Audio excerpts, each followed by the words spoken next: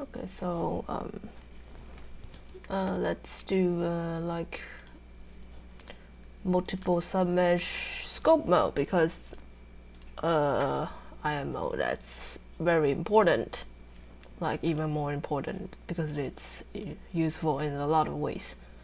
So I have grabbed a jacket. I actually didn't check. Does it have multiple submeshes? Let's check together. If it doesn't, we can just grab another one. It's fine. Check other. Yes, it does. Okay. So since I don't think it clips with the, oh, it does clip with the arm. Okay, that's fine. But let's just use the tank as an example to refit. So if you want to make an outfit, like usually you would need a shirt, and if you want a jacket, you will want to refit the jacket to fit the shirt, right? So if you want to use the tank, it's basically a necessity to reference it. So you just import everything like before. So, okay. Now, the problem with multiple submeshes is, let's hide the armature first, is that let's just click on the jacket itself, go into sculpt mode, and pull. You will see that the stitches and the other submeshes are not moving with it. That's a big problem, because you would need to replicate exactly what you did with like each submesh, and that is not practical. So you can do something about it, like I will show you. So let's see this one. You can do like the way I do it. I don't know if there's any other way, but the way I do is courtesy to Max, who told me, is to join all submeshes to a single one and then separate them later. Okay, so the problem with that is you need a way to know which submesh they are, and luckily there's an easy way to do that. It's the material.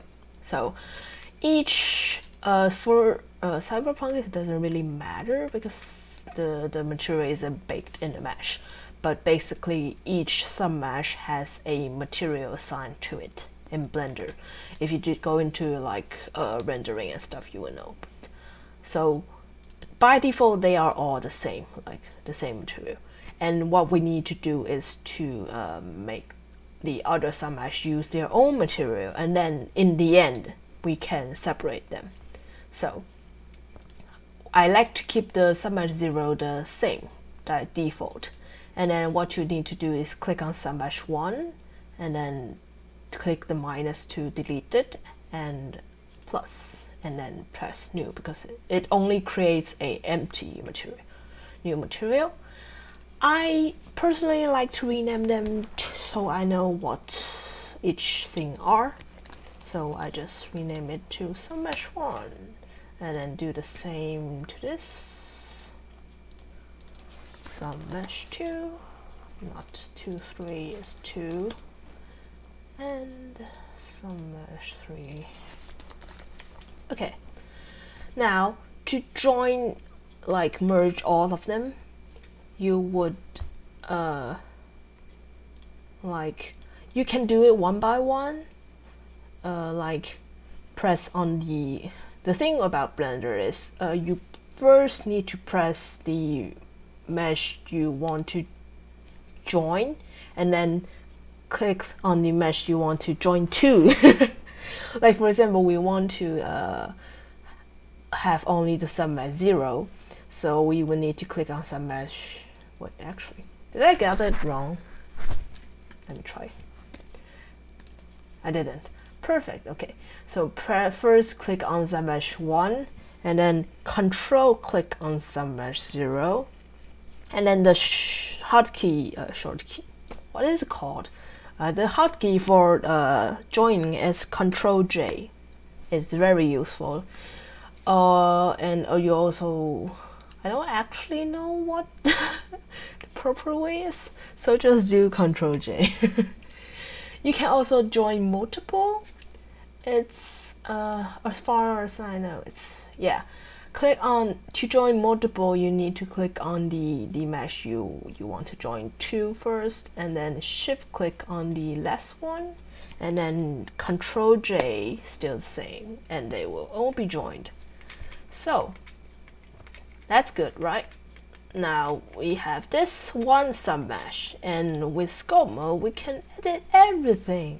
Yes. Okay. So jacket. Let's start refitting. Shouldn't be too hard. Just pull out everything. Of course, if you don't want to make it bloated, you will need to just try to keep it not too much, like fix it. Oh, I like to do. The good thing about Sculpt Mode is if you press tab, you will go into edit mode. So for like this part, like for these very inside thing, I like to do edit mode and just select the vertices, and then I should also show the proportional editing. It's this thing. Press O and just click on a random vertices and click on G. Now if you move, you will notice that everything moves. That is because the default size is very big, and you need to change that.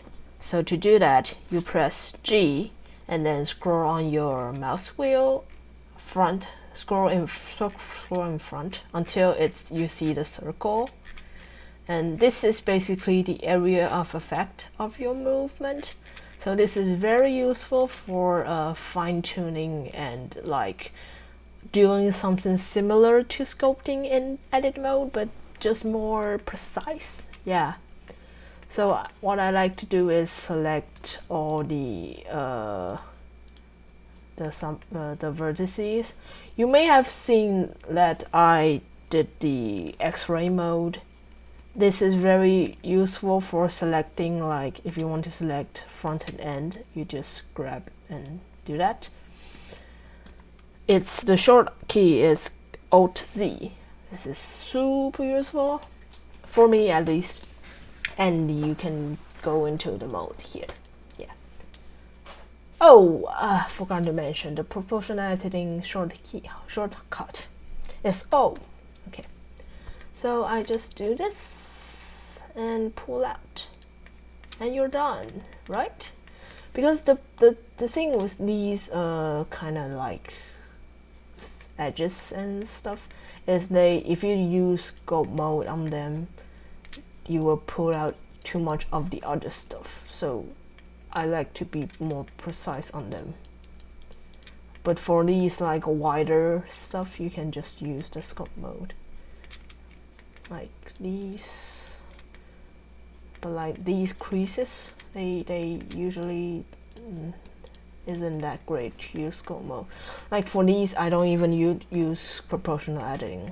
I just pull them out like this, and then this one to do a bit extra more. Yeah.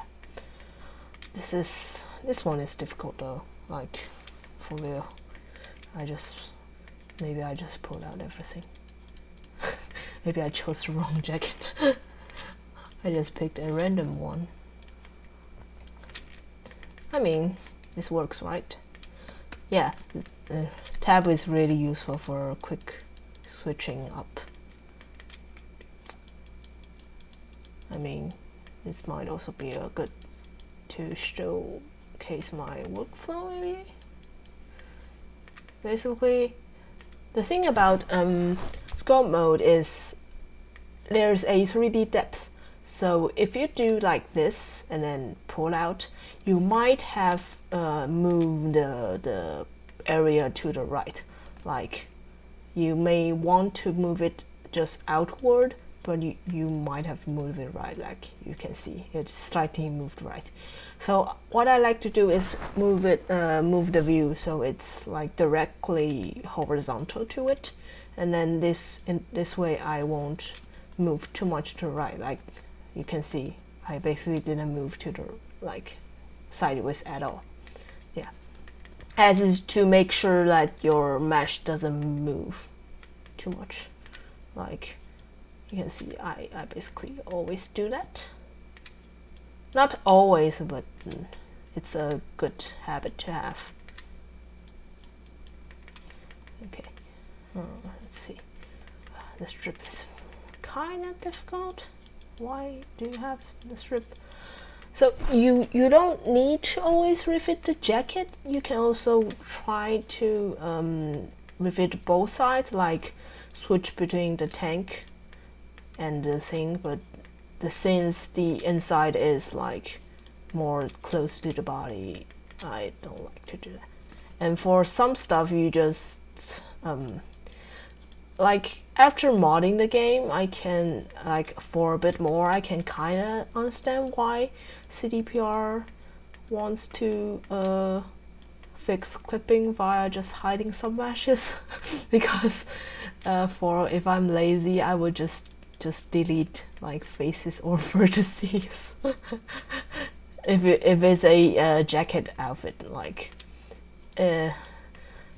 before I made a full jacket with shirt outfit for Anders, but like it was like back in the mesh replace thing and didn't have the toggle, so I just deleted all of the shirts and stuff. Like if it's a long sleeve one, you can see why I would want to delete the shirts.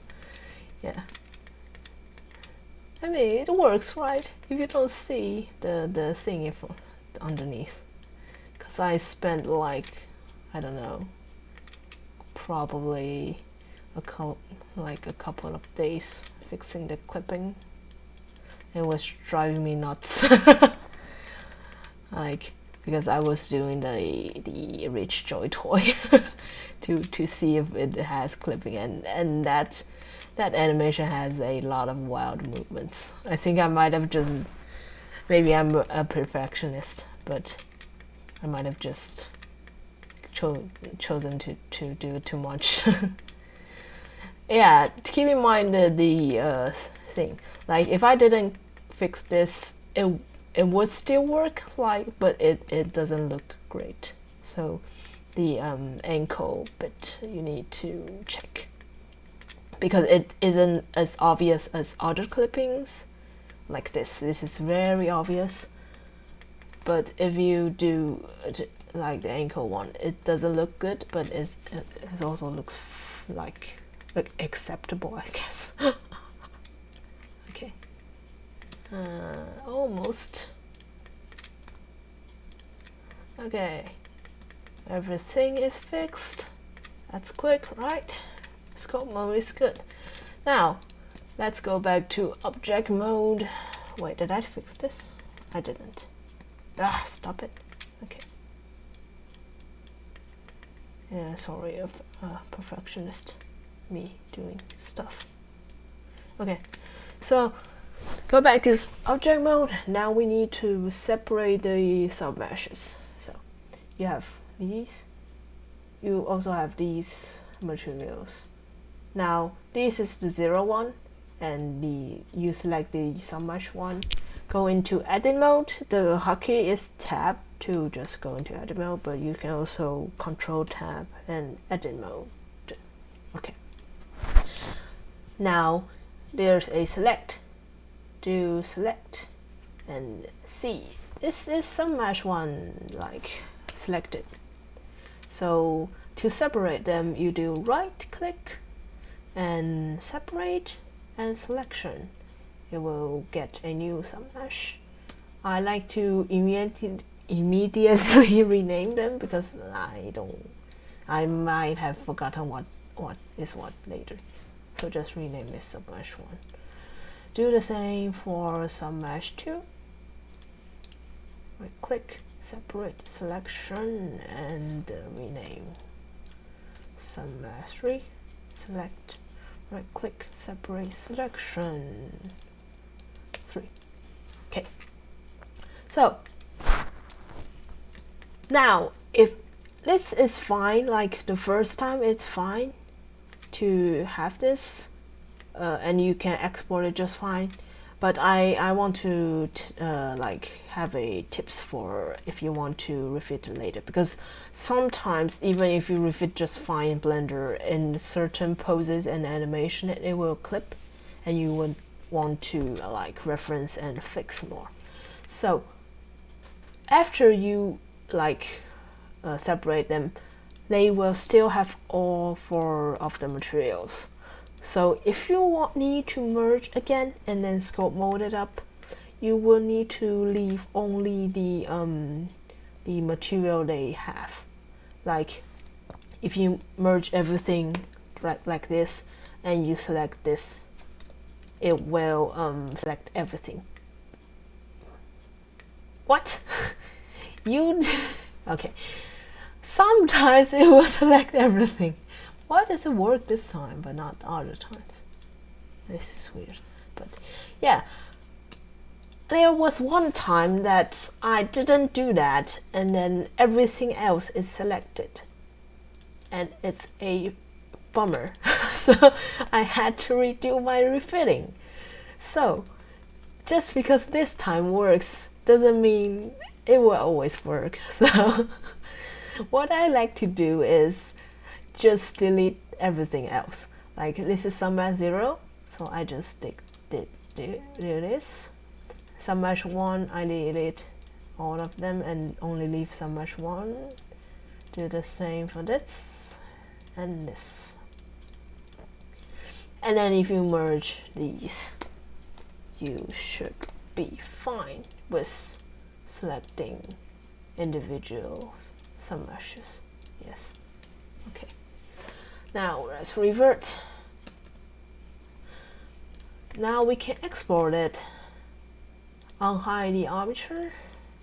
Select everything. Export FBX, and let's call it jacket. Okay. Now it's done. Refresh like the before. You can see your jacket. Oh, this is a perfect thing to show fake sculpting. So let's hide this H, remember. Okay, so you see in Blender you can actually see the inside of the jacket, but in noises it's invisible, it's see-through. Why? Because that's face calling. To toggle it to see if it's face calling, you do this. See, it's 4 again. So to check, you can actually check in Blender as well. There's this setting here, this viewport shading, and click this. You can see it's the same as in noises. So to fix this, I mean usually you won't need to fix it, but sometimes you do. You need to like flip it, duplicate it, and flip it.